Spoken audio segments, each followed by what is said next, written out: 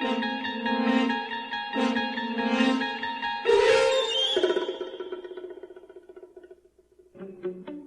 traveling through another dimension, a dimension not only of sight and of sound, but of mind. A journey into a wondrous land whose boundaries are that of the imagination. There's a signpost up ahead. Your next stop, the narrow mind.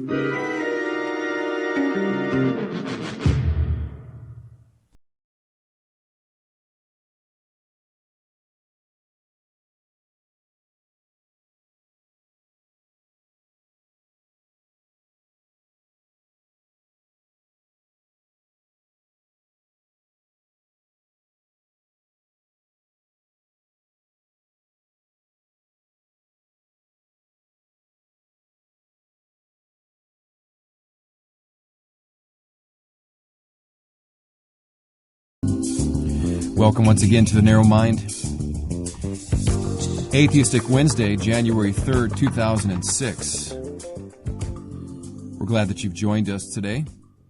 We're going to be taking your calls today. We don't have a guest scheduled today, so we're going to be taking calls throughout the hour. If you have a comment or a question, our phone number is 1-800-466-1873. That is toll-free. In the U.S. and in Canada, 1-800-466-1873. Or you can call us on our local line if you want to save us a few pennies, 619-793-5180. If you're new to the Narrow Mind, let me just let you in on the little secret that could lead to your next big addiction. The Narrow Mind broadcasts Monday through Friday at 9 a.m. on the West Coast. That's 12 on the East Coast, for those of you that don't know how to subtract and add. And, well, I hope you don't think that I'm insulting your intelligence. We have people sending me emails all the time asking me, so if it's 9 o'clock in California, then what time is it in Miami? So I just figured I'd help out our listening audience a little bit. The rest of you that know what time it is in Florida, then obviously that doesn't apply to you. So we get together every morning at 9 a.m. for at least 1 hour. We talk about issues related to faith, related to the Bible, related to Christianity, atheism, false religions, morals, ethics, logic, whatever it is that's on your mind. We get together. And usually we kind of dedicate a different theme for each day.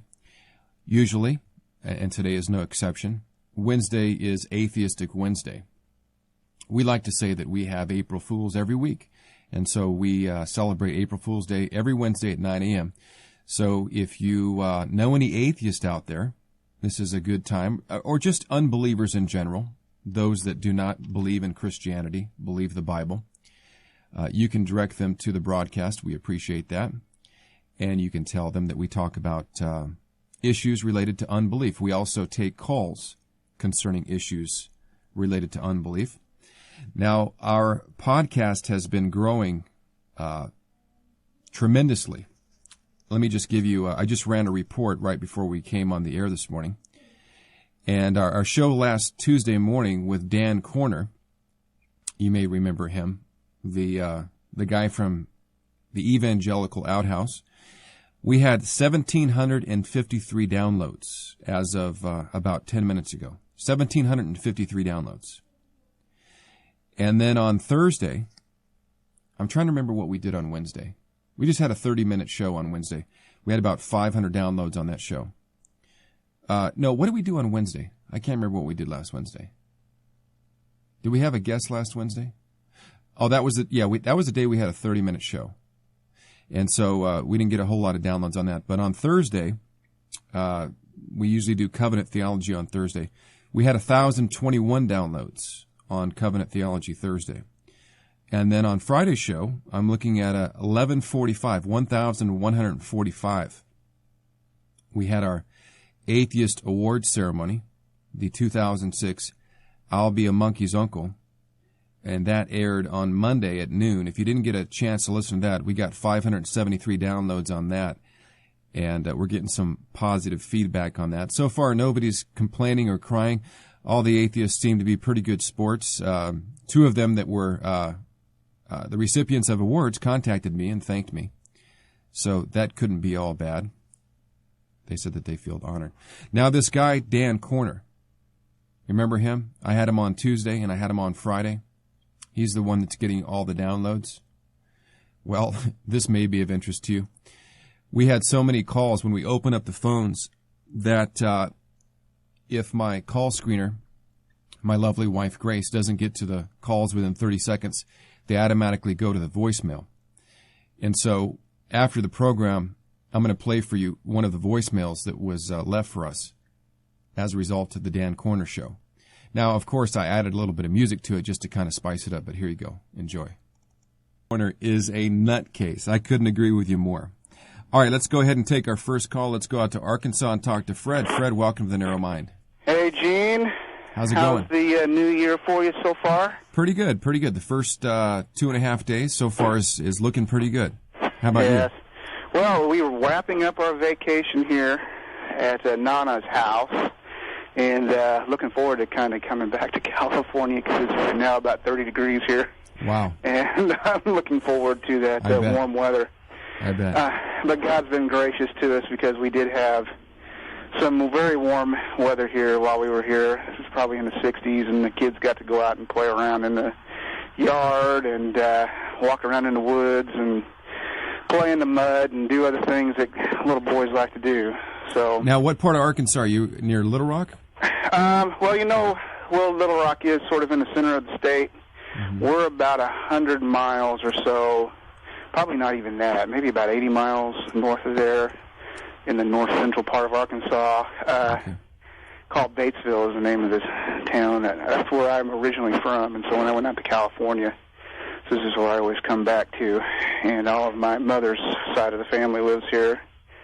And but at any rate, it's been a good time, and been enjoying ourselves immensely, but looking forward to getting back to the daily grind because we got a lot of things we need to do to accomplish there back in California when we get home. But at any rate, I wanted to call and talk to you a little bit about, I guess, the comments on the various. There's not any one particular post. I think there's like 2 or 3 of them where we've been talking about evolution with a whole bunch of curmudgeonly atheists, and I think I had said some things in there about challenging you a little bit about being to getting it boning up. I think is what I said on evolution, and I wanted to expand on that a little bit. I guess my thoughts are just as Christians, we desire to be truthful with everything we handle, and that includes even those people that we might be opposed to in ideology. And I'm standing outside, so I'm kind of cold. So forgive my shivering here. Are you on a cell phone? And my desire, I guess, is just to exhort Christians to be accurate with what our opponents might be saying, and not to be erecting straw men. We, on the other, we as Calvinists, for instance, do not like it when Arminians erect straw men versions of Calvinism just to knock down, or perhaps even the atheists erecting straw men against Christianity, or misrepresenting what theology actually teaches in order to sort of, knock down their version of Christianity. And so I guess my thinking is just along the lines of exhorting all Christians, because I hear a lot of poorly defined arguments against evolution and atheism in particular that come from a variety of corners in Christendom, and it just makes me cringe when I hear it. And in order to be more effective as, to coin a term, I guess, from Greg Kokel, as ambassadors for the Lord, we want to be, knowing what we're talking about. You know what I mean? Well, that's why I don't think that you and I may have a different philosophy on this subject. I don't think that you have to be an expert in every area. In fact, when I deal with evolution, and maybe there's a specific statement that I've made that you have in mind, but usually when I deal with evolution, I try to keep it on the simple level, because basically I say, look, life doesn't come from non-life, morals don't come from non-morals. Exactly. And so I don't think that I have to actually be an expert on every area of unbelief especially the ones that are fabrications of men, in order to have an effective apologetic. That's why I'm a presuppositionalist. I don't believe... Right, and I'd be presuppositional. I would agree with you in principle. I'm agreeing with what you're saying.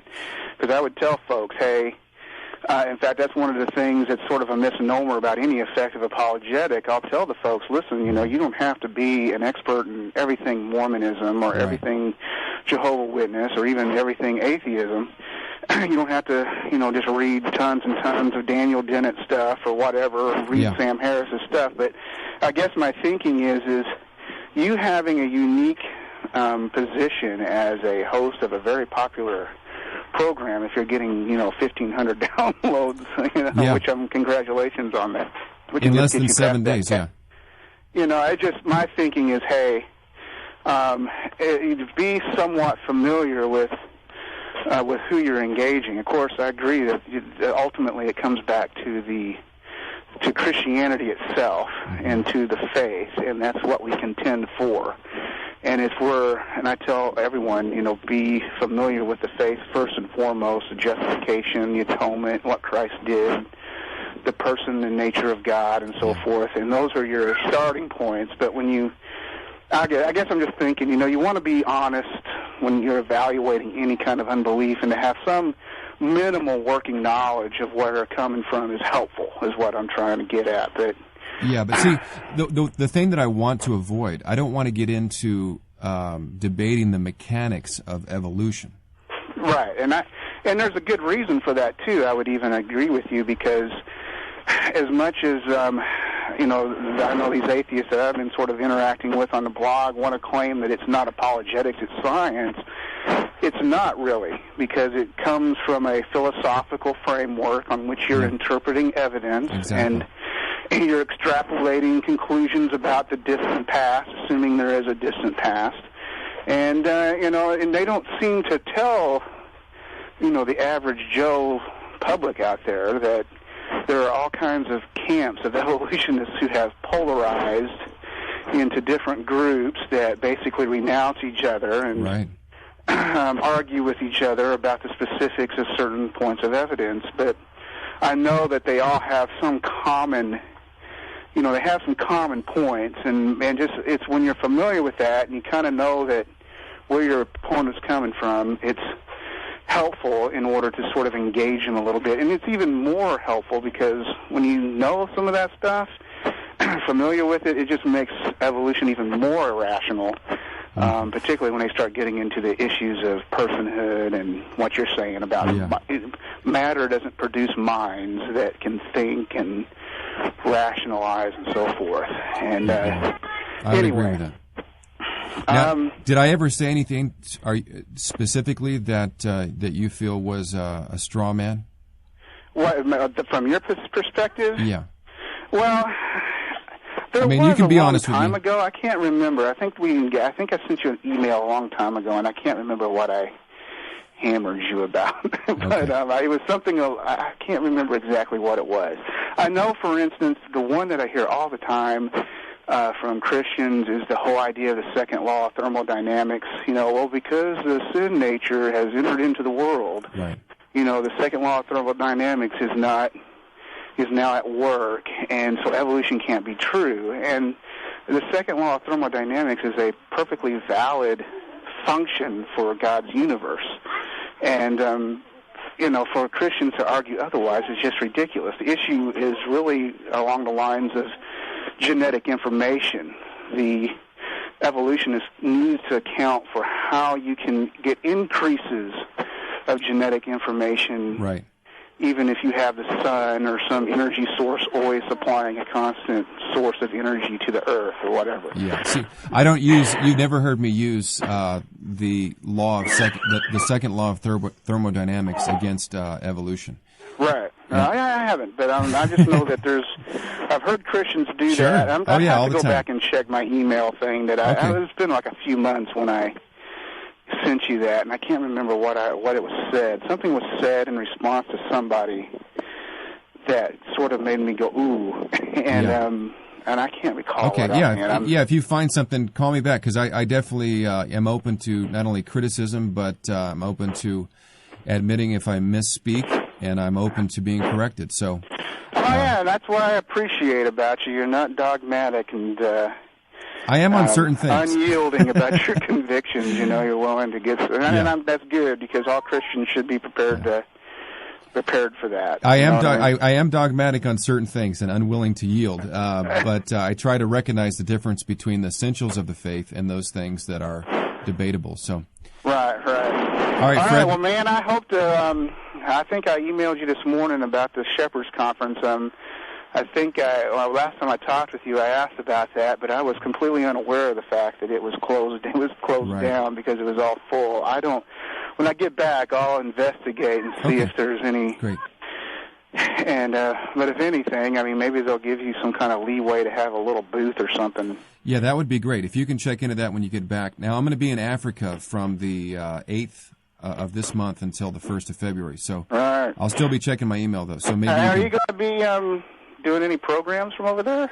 I'm going to be updating the podcast. So I'm planning on taking my portable MP3 recorder with me. Right, and I'll be I'm going to try to do a daily update on what's going on.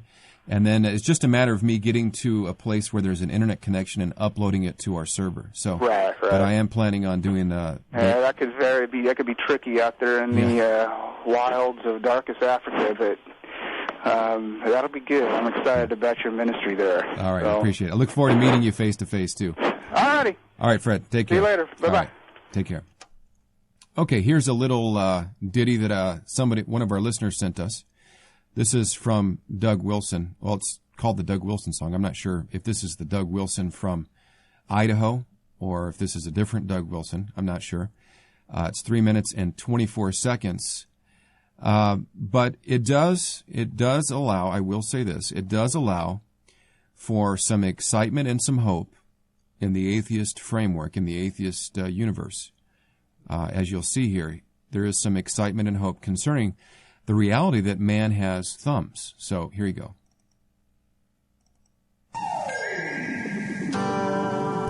Out of the primeval mud pits happened one cell life.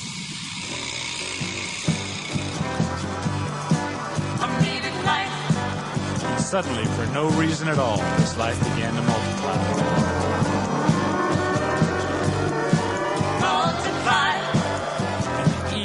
Morning were the first 3 zillion years.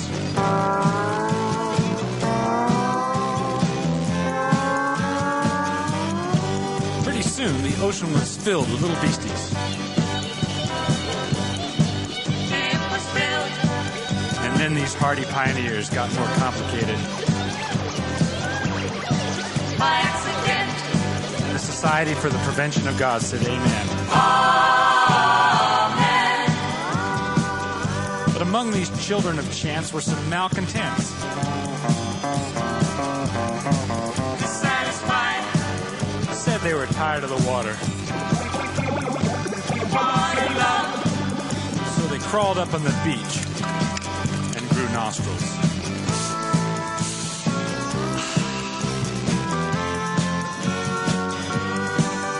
Looking back, we see our dry guys made the right choice.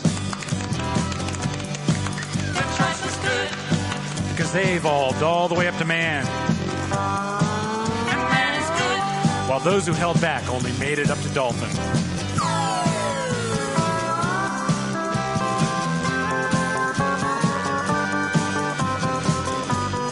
Does this mean that man is nothing but a mere protoplasmic accident? No, indeed. On the contrary, man is very special indeed. Man's unique. You see, man has an opposable thumb.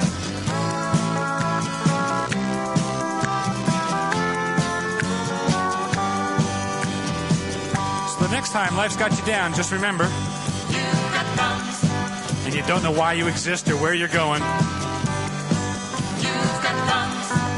It's enough to make you weep for joy.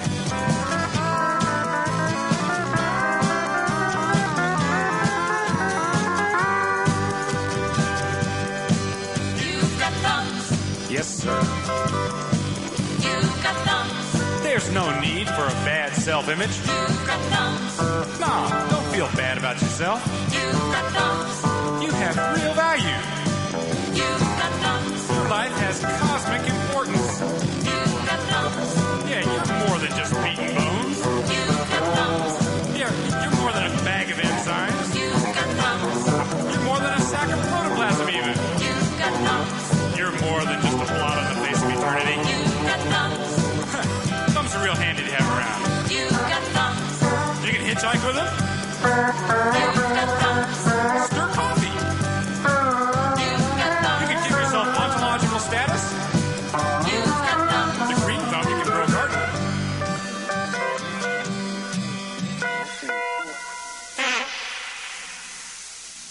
This is M in First Class Thornsberry. I am an airborne cryptologic linguist stationed in Monterey, California.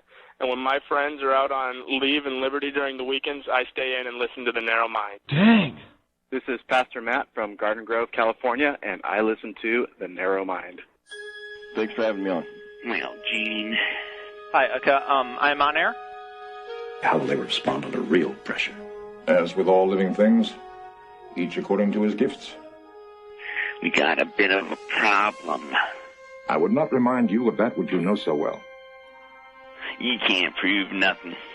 You proceed from a false assumption. What kind of shop are you running there, you stupid fundy? I have no ego to bruise. And no one in our debates has a corner on intelligence. In any case, were I to invoke logic, logic clearly dictates. There are stupid atheists out there. I would not presume to debate you. That is wise. The triune God is able to not only save your soul in the life to come, but save your intellect in this one. Anything else is a waste of material. All right, welcome back to The Narrow Mind on this Atheistic Wednesday, January 3rd, 2006. The big story of the day, foxnews.com, global warming hits Colorado. That's right.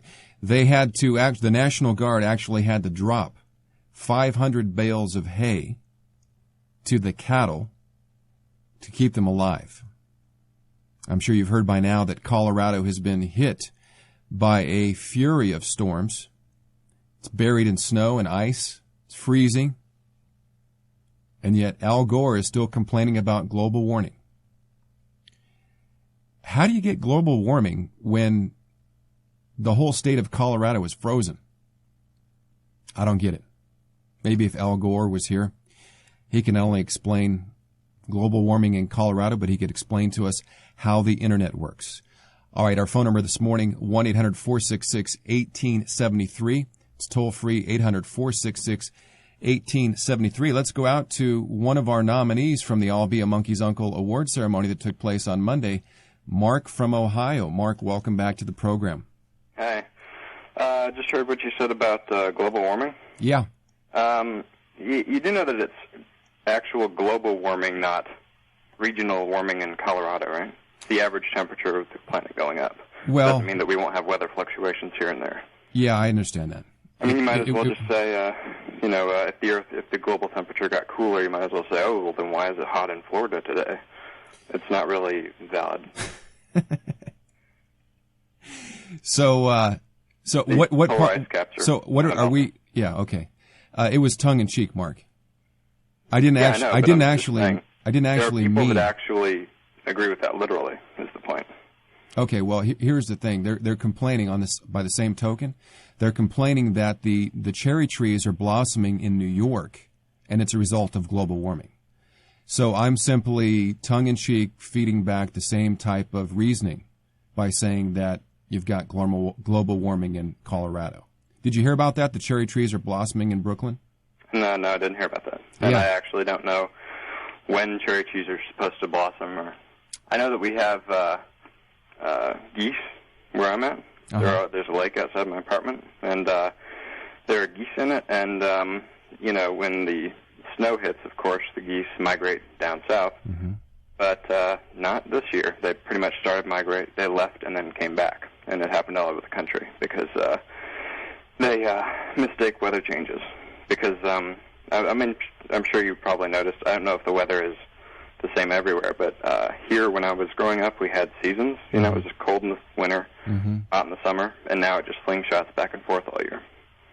I don't know if you've observed the same thing. Yeah, it's pretty interesting in the zillions of years that the Earth has been around, or however long evolutionists say it's been around, that just in your relatively short 30-year lifespan, we've been experiencing these radical changes. Amazing, isn't it?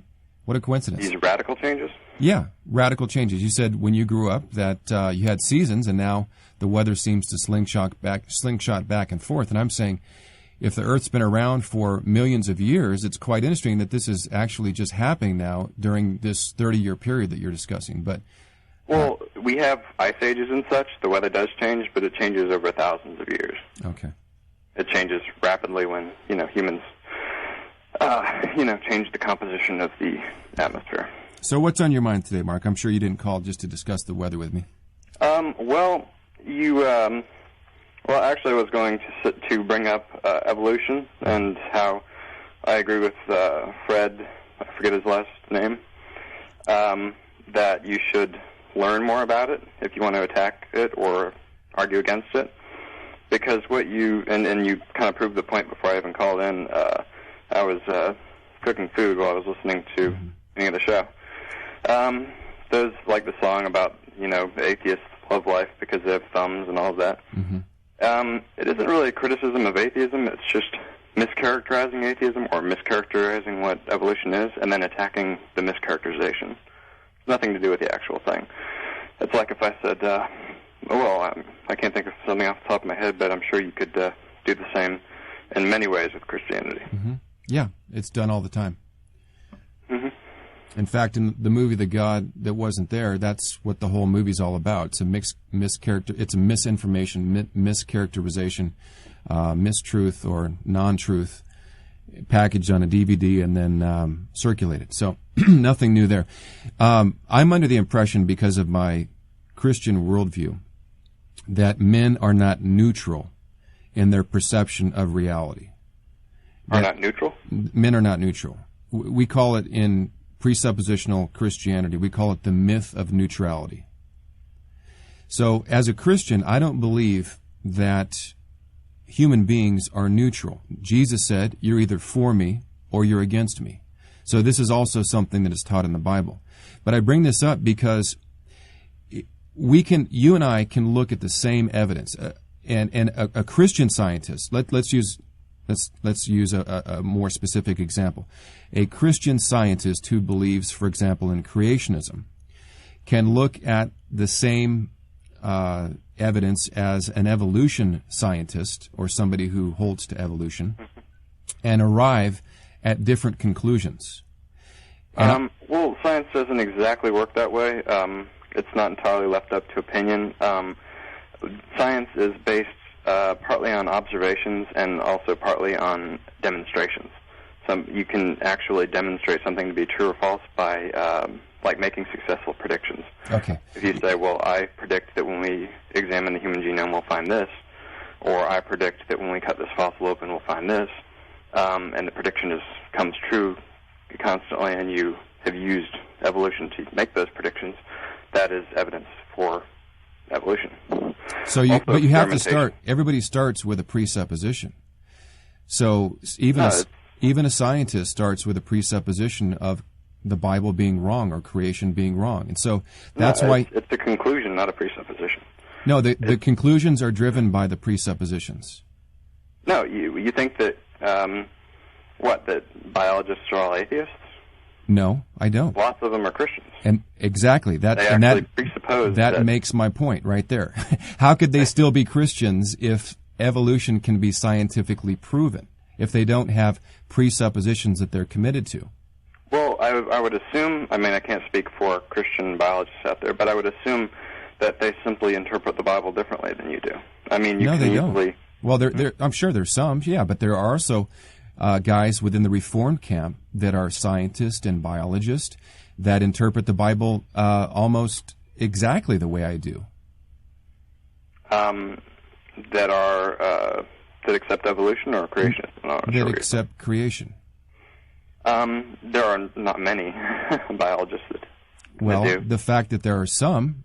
Well, you could find an earth science or somebody with a degree in earth science that accepts that I don't know, the Earth is flat or something, you could probably find some minority report. But my point is that my point is that this idea that science is somehow neutral, it's a false idea.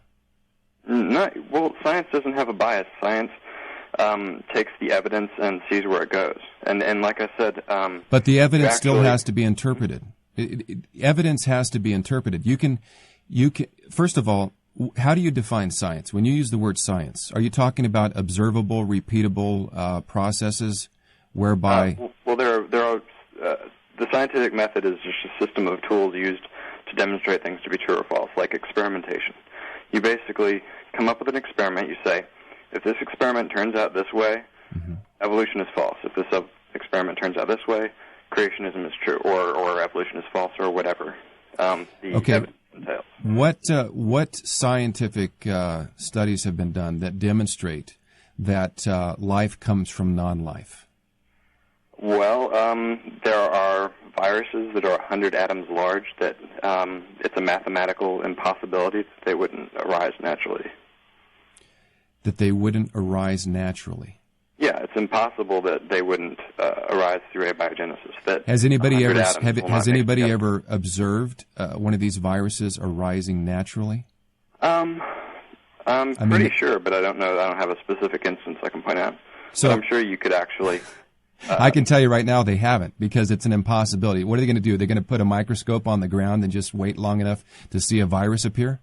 More like taking, the requisite pure elements, mixing them together, and then finding it, and then seeing if there is that virus in them, or taking the requisite matter that would have to be mixed together and heating it up to a level to which no virus could not be destroyed, and then seeing if the virus still appears within that matter when you mix it together. Well, that's different than actually saying that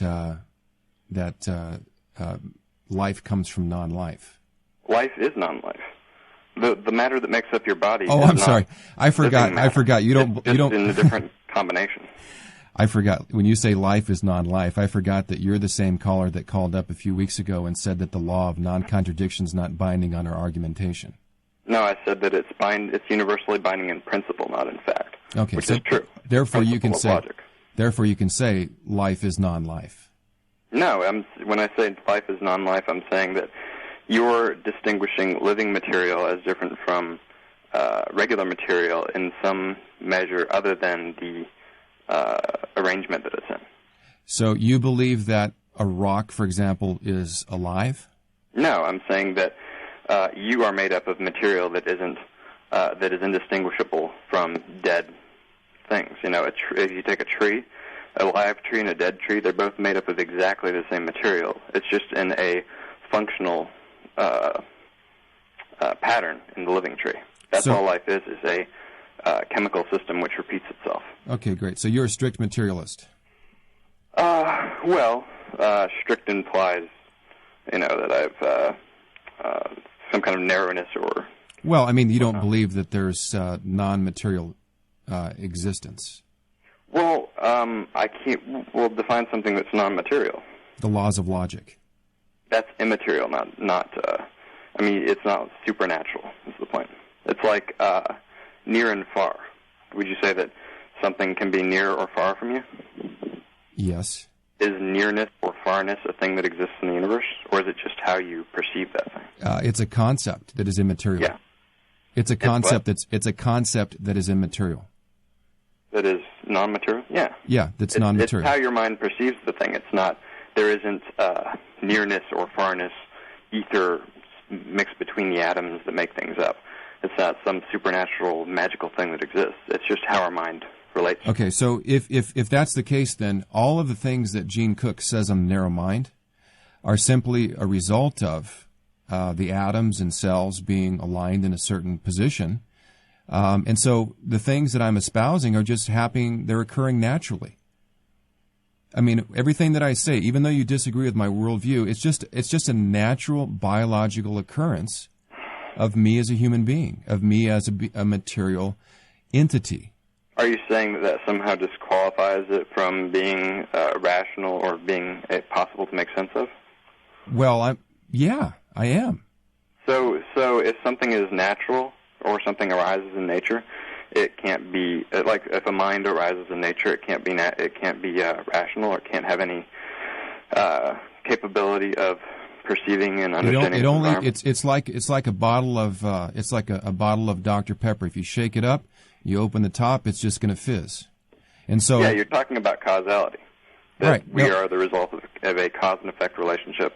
Yeah, you're essentially saying that we are blind because we have no say over what we conclude. Well, I'm saying that your worldview can only offer that which is descriptive. You can only describe how a human mind reasons or thinks. You can't tell us in a prescriptive manner how a human mind should reason or think, because I'm going to say, as a strict materialist, or as a materialist, even if you don't like the word strict, men's minds and what they are espousing out of their mouth is just a natural function. You can't, there's no way to tell them how they should think or how they should reason or how they should act. Are you ascribing goodness or propriety to natural things? Like saying that, if nuclear waste is natural, then it's a good thing kind of line of reasoning? No, not at all. Oh, I thought you were saying if what I'm saying is a result of nature, then it's right or proper. It just happens. It's not a matter of being right or proper. You can't tell me that I should reason a certain way, because my mind is just functioning naturally, like a mushroom that pops up in the grass. Well, I have a mind which can reason and analyze things, and I can actually. I guess you could argue it both ways. You could argue that you should you could argue that someone should reason irrationally if reasoning irrationally has emotional benefits or something like that. It just depends on your criteria. It's like morality. You can argue that it's best to do this, or you can argue that it's best not to do this. It just depends on your it's all subjective. Whatever value, like the atheist video that I played on the award ceremony. At the end of the video, the guy says, "Go out and have a great day, assigning whatever value you decide." So you assign, as an individual, you assign value to thoughts, concepts, philosophies, and even morality. Well, everybody assigns values to things. If someone, for instance, I could say that something is good or bad because of what I get out of it, and I can do that whether I'm a Christian, an atheist, a Hindu, it doesn't matter. No, that you can't do that if you're a Christian, because you can't, as a Christian, you can't. You're not autonomous. You don't have the autonomous freedom to assign value. God is the one who assigns value.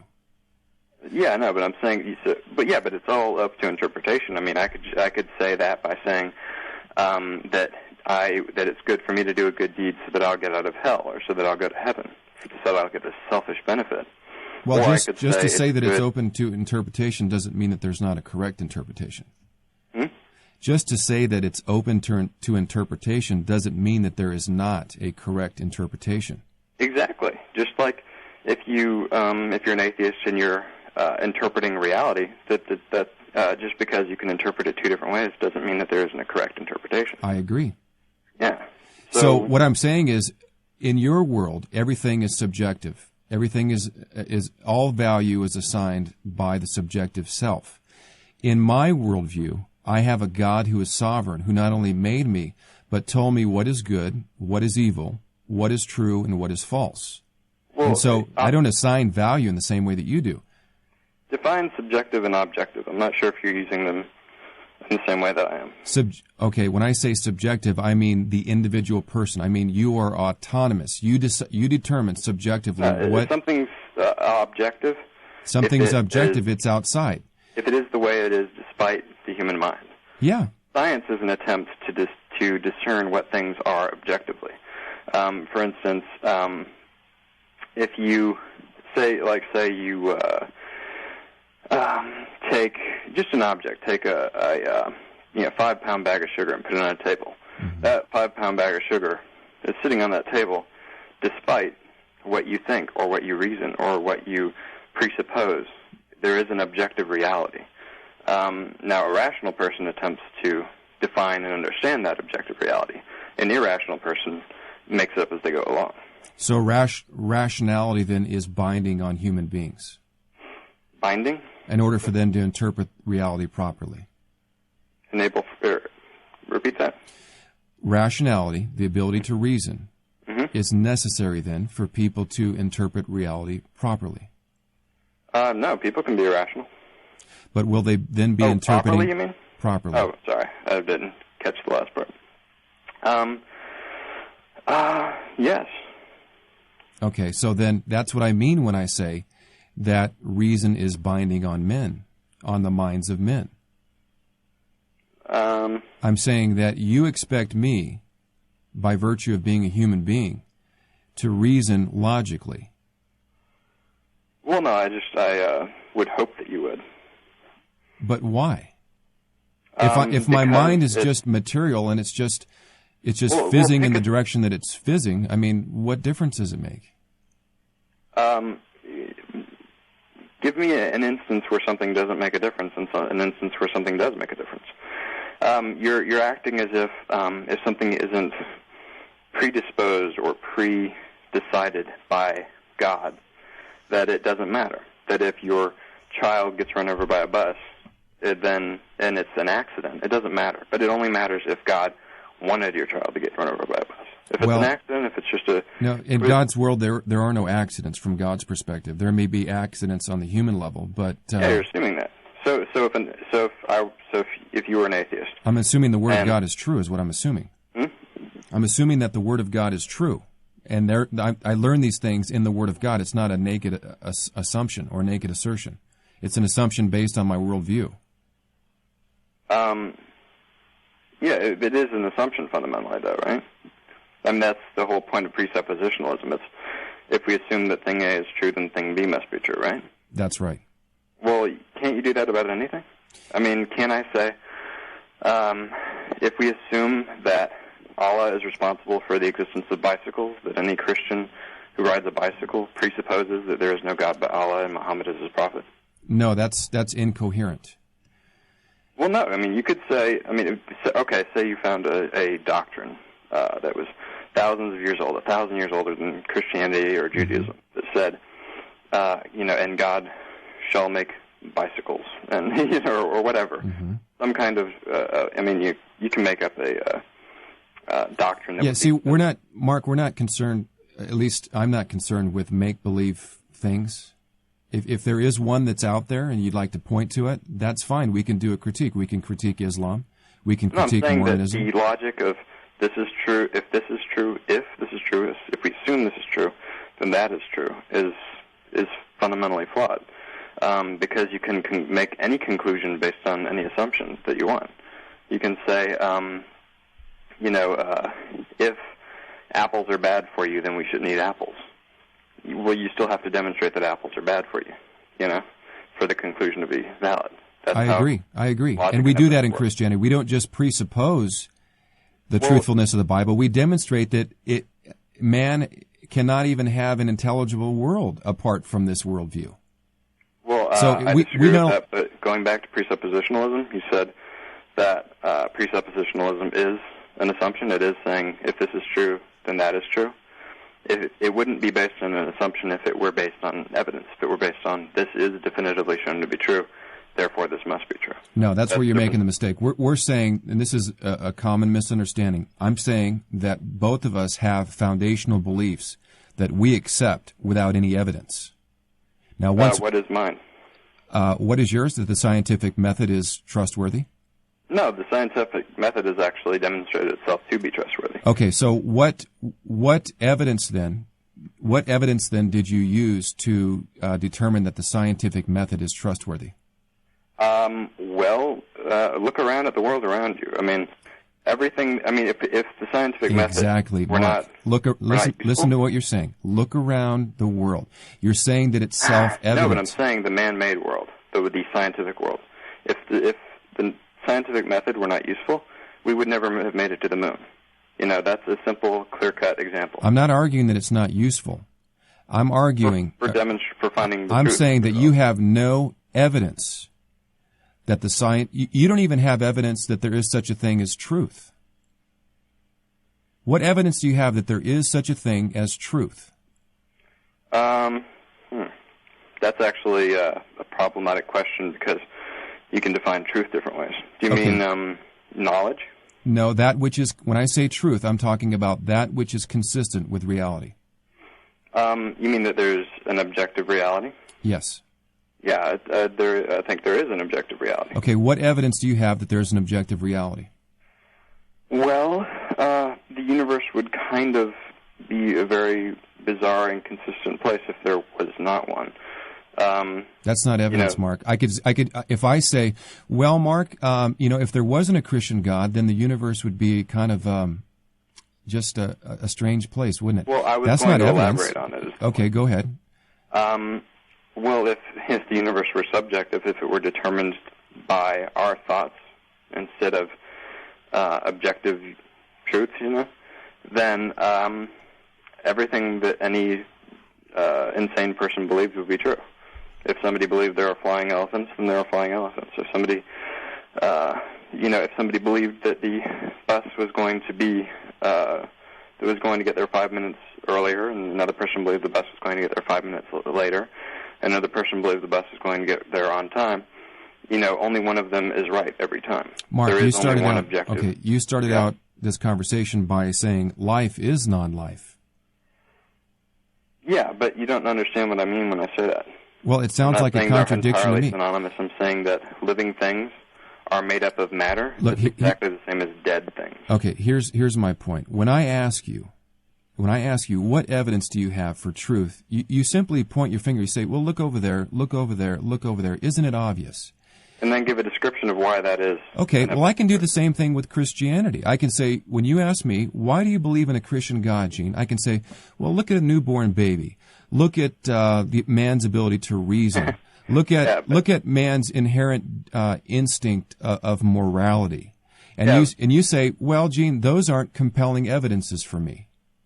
The difference is, I give an example and then say why it's a valid example. You just give an example and say it is a valid example. No, I'm giving an example. That's an example of miracle. When you can't demonstrate something supernatural occurring when a newborn baby is born. Okay, here you go, Mark. Newborn baby. Life comes from life. Give me an example of life coming from non-life. You say, well, I don't have one, but I'm sure that there might be. I gave you an example off the top of my head. Has anybody, any human being, ever witnessed life coming from non-life? Pretty sure they have, yeah. Pretty sure? I'm not a biologist. But I'm pretty sure, yes, that living organisms have been reproduced in the laboratory. Why don't you do me a favor? Because this is probably a good place for us to end this conversation. Why don't you go get an example of scientists creating life in a laboratory, and then call me back and we'll talk about it. Okay. Okay. Thanks for calling. Bye. All right. Our phone number is 1-800-466-1873. 1-800-466-1873.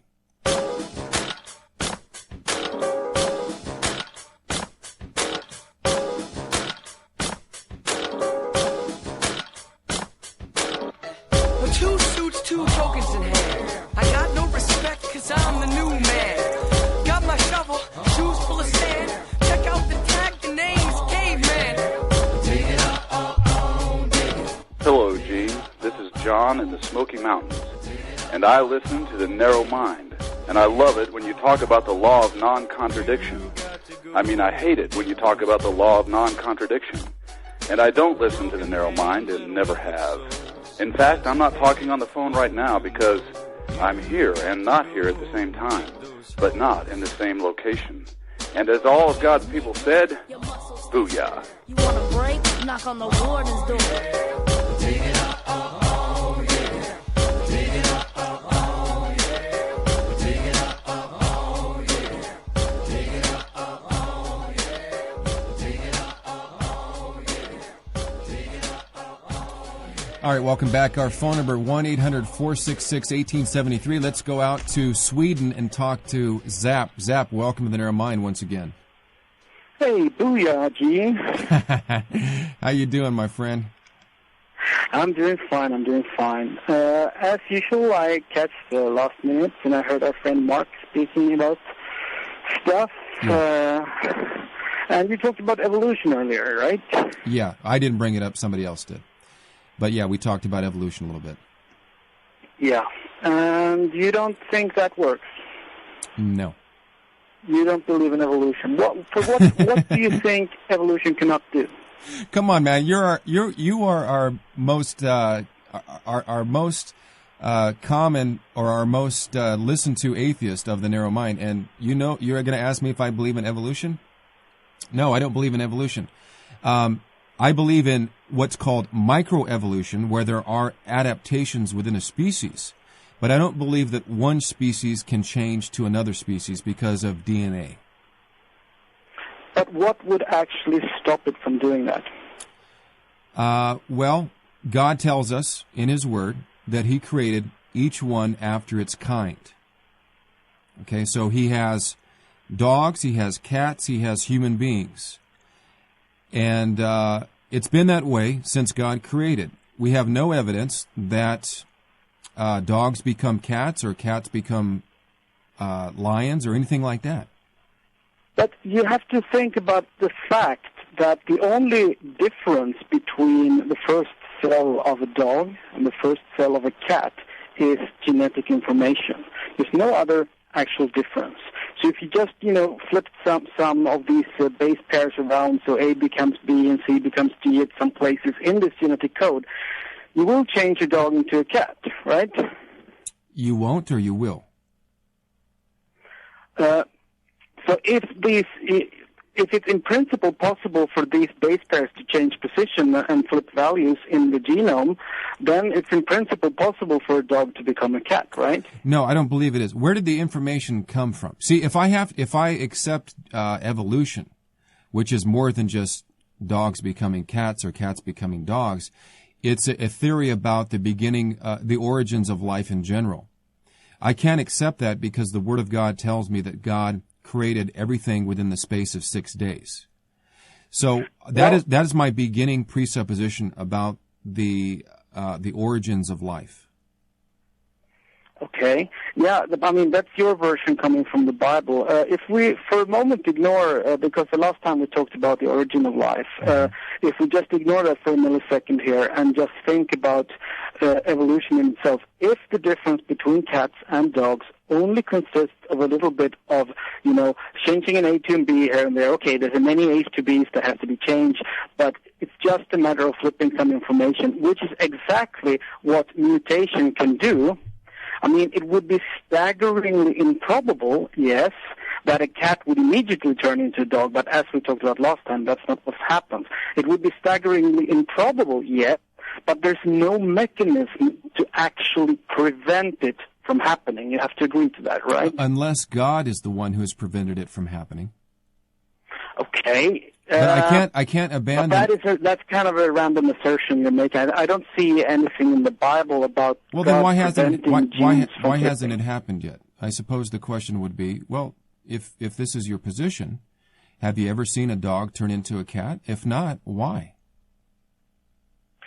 Because I haven't waited long enough. I mean, I can watch I can map the cat genome and I can map the dog genome and I can look at the difference between them and see what changes need to be done to turn a dog into a cat. Of course, I don't think a dog turned into a cat overnight, as we talked about last time, but I mean, it's simply a matter of flipping the right bits, so to speak. Okay, but here's the thing.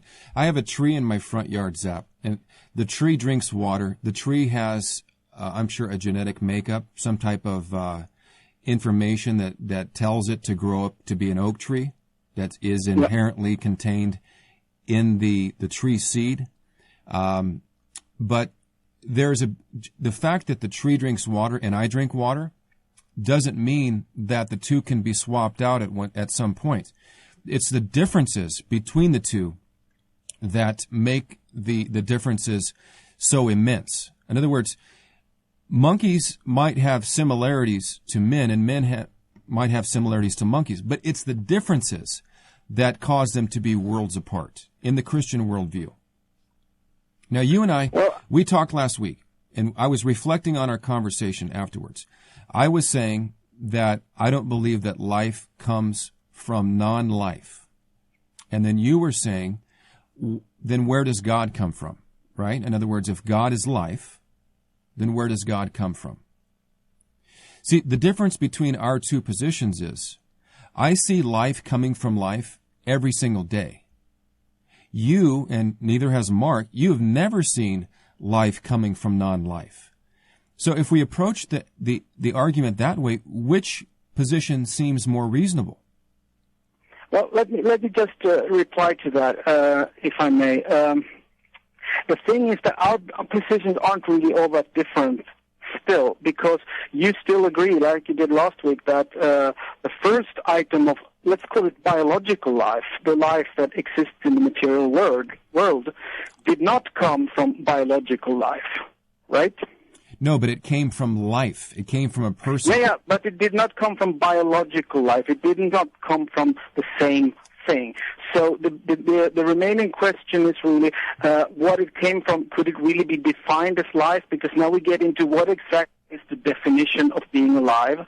Generally, one of the definitions of being alive, which is used by biologists, etc., is to be able to reproduce, and I don't think God is able to do that. So that definition wouldn't really apply to God. So the question is, what is God's aliveness? Yeah, Okay. Sorry, I'm Swedish. I invented the word, I think. But do you get the question? I mean, understand. What I kind understand. of life is God's life? If that's fundamentally something else, then then in a sense you and I agree that the first item of biological life did not come from the same thing. Okay. It's a good question. But you need to keep in mind that within the Christian worldview, the Bible teaches us that man is not only made of material. In other words, there is a material aspect to man, and there is a non-material or an immaterial aspect to man that is called the soul or the spirit. And so man has two components. And the immaterial aspect of man is what gives man his ability to think and to actually to speak. The body without the soul is dead. And so God is the one who creates man in his image and actually creates man a living soul, it says in the book of Genesis. So the living soul actually came from a living soul. So there is a correlation between the one who is alive as a living soul, or in John chapter 4, he says God is spirit. He's ontologically spirit. And the aspect of man that is yet unseen. So yes, God does create an additional aspect of man, the material man, that God himself did not possess, but that's just part of his creative function, that he has the ability to do that, and it's, for some reason, it pleased him to do that. So man has two components. So I'm not just simply, if I was strictly a materialist, then you would have a good argument, but I'm saying that the Bible, the Christian worldview, tells us that there's an immaterial aspect to man called the soul. But yeah, I mean, I know you say that from the Christian worldview, but I'm still, waiting for someone to demonstrate the existence of this soul. I mean, as you talked with Mark earlier, you seem to have some kind of idea that a mind working on a materialistic, if the mind is just software in the biocomputer of the brain, it's immaterial in the sense that you can't really put your finger on it, but it's still just a sum of the electrical states of all the neurons in the brain. And this sum of, this computing machine can be just as intelligent and just as reasonable as your so-called soul is. Actually, I think your objection from that would be, like you're saying, the soda bottle. It's, I think it's Greg Bonson that originally came with the soda bottles, facing one direction, and there's a Pepsi and I don't remember what's the original. Was it Pepsi or Coke? Yeah, Doug Wilson. I don't. It was actually Doug Wilson. Whatever was the kinds of soda here. Mountain Dew you kind and of Dr. diminish Pepper. it just because it's material, because it's predetermined, it's deterministic. It's kind of strange coming from you since you're a Calvinist and you don't believe in free will anyway. So even the deterministic, the actions of the brain could still be just as meaningful, even though their underlying functionality is deterministic. Well, it's important to make the distinction. As a Calvinist, I don't believe that man doesn't have a will. So we do believe that man is a volitional being. He's not a robot. God uses the secondary causality of man's will in bringing about his purpose and his plan. So we do make that distinction. But having said that, we are out of time. I mean, it's 4 minutes after 10, and we try to keep the program to a 1 hour mark. But I would definitely like to continue this discussion with you later, if you're able to call in the future. I know it's probably kind of expensive calling from Sweden. It's kind of expensive. Also, I happen to be in a phone meeting every Wednesday on your particular broadcast time, so it's kind of difficult. So I normally don't have time, but I happen to have it this Wednesday. So. All right, John. I'm sorry, Zap. I'm reading something here. All right, Zap. It's good talking to you. And I didn't know that you actually had produced some music also. That is correct, yes. Somebody sent me an email saying that... Google for Moth Zap, you'll find a billion strange things I've done. So, yeah. Okay. Well, thanks for the call. Okay. All right. Thanks, Zap. Take care. Okay. See you. Right. Bye. Bye-bye. All right. That brings us to the end of our show. And hopefully you're able to kind of understand where I'm coming from. We do believe that as Christians that there is no neutrality. Jesus said you're either for me or against me. And I believe very strongly that we're going to interpret our worldview. We're going to interpret evidence, let's just put it that way, in light of our presuppositions. It's important for us to realize that. I think we saw that demonstrated today, that we, even with the two callers that we had, or the two atheists that called up,